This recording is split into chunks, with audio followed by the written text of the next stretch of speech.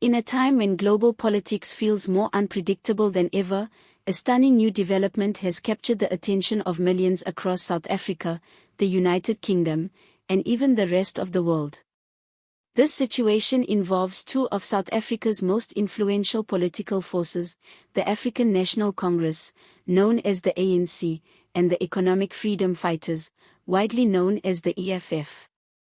These two parties have long been at the center of South Africa's political conversations, controversies, and ideological struggles. But now they find themselves under a very different spotlight, one that could bring serious political, economic, and diplomatic consequences. The United Kingdom has signaled something potentially damaging, a possible move toward sanctions. Yes, you heard that right, the UK may be preparing to take concrete action in the form of sanctions. This possibility has already sparked intense debate, outrage, confusion, and growing concern within political circles and among ordinary South Africans. To understand how we reached this moment, we must look at the past.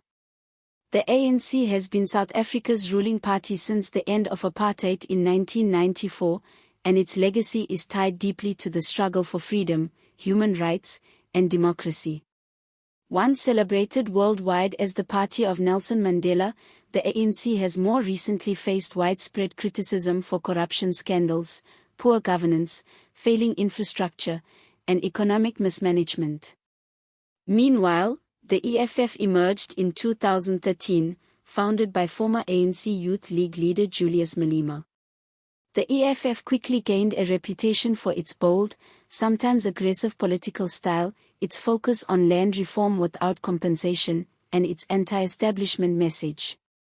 While some see the EFF as a voice for economic justice, others view it as divisive and radical. Together, these parties have shaped the direction of South African politics, sometimes opposing each other, sometimes indirectly aligning in rhetoric. But now, their recent actions have drawn the attention of a foreign government with significant global influence. The uproar began after statements and actions by members of both parties drew sharp condemnation from British officials and observers. Reports surfaced claiming that comments made by individuals in the ANC and EFF, especially concerning international issues and foreign diplomacy, were viewed as dangerous or inflammatory.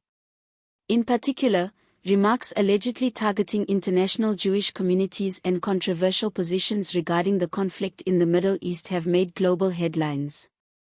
These statements sparked accusations of anti-Semitism, hate speech, and promoting division at a time when unity is more essential than ever.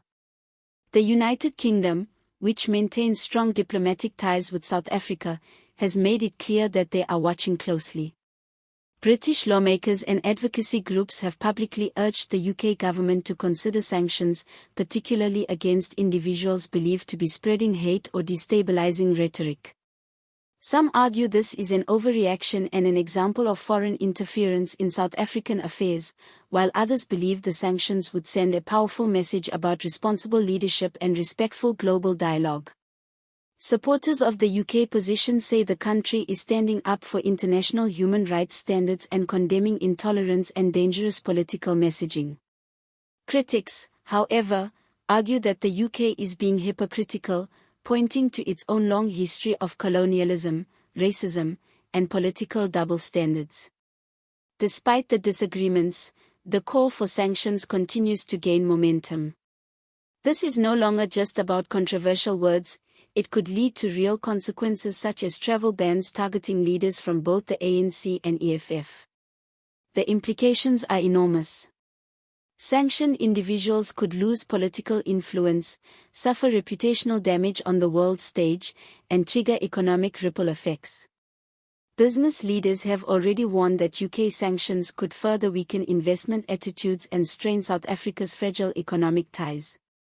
With the country already struggling with load shedding, unemployment, rising poverty, and political instability, the last thing South Africa needs is a global scandal that makes the situation worse. However, some support the idea of sanctions if they could bring accountability or positive change within these political parties. Julius Malema and other high-ranking EFF members have responded defiantly, denying all allegations and insisting that their statements were misinterpreted or taken out of context. The ANC has responded more cautiously, saying they will review certain positions and reaffirm their commitment to unity and peace. But many believe this may be too little, too late. International watchdogs, human rights groups, and media organizations are not backing down. They continue to pressure the UK government, demanding firm action and a clear stand against hate and extremism. Behind the scenes, diplomatic discussions are likely underway. South Africa's Department of International Relations and Cooperation may soon be forced to clarify the country's position or step in to ease tensions. What happens next remains uncertain. Will the UK move forward with sanctions? Will the ANC and EFF be pressured to change course or reduce their rhetoric? Or will this escalate into deeper divisions and greater global backlash? The outcomes are numerous. Sanctions could be imposed quickly, delayed due to political pressure, or avoided altogether if negotiations succeed. If implemented, UK sanctions might inspire other countries to follow, isolating certain South African leaders internationally. Alternatively, diplomacy could resolve the situation through apology, clarification, or compromise. No matter the direction, this moment marks a major turning point, challenging political parties, the responsibility of leaders, and the power of international relationships. The ANC and EFF must now consider not only their local supporters but also how their words resonate globally. The people of South Africa are watching. The world is watching. What message will their leaders send next, one of unity and progress, or more division and controversy? This is not just a political story, it is a human story about accountability, communication, and the power of choices made in public life. As this story unfolds, we will continue watching, analyzing, and reporting on what comes next. If you've reached this point, I want to hear from you. What do you think about the UK's possible sanctions? Did the ANC and EFF go too far, or is this simply foreign interference in South African politics? Share your thoughts in the comments below. I read everyone. And if you found this video informative, eye-opening, or worth thinking about, be sure to hit the like button, subscribe for more in-depth political analysis, and turn on notifications so you never miss an update. More stories are coming, and you won't want to miss what happens next. Stay informed, stay aware, and most importantly, stay engaged. Thanks for watching.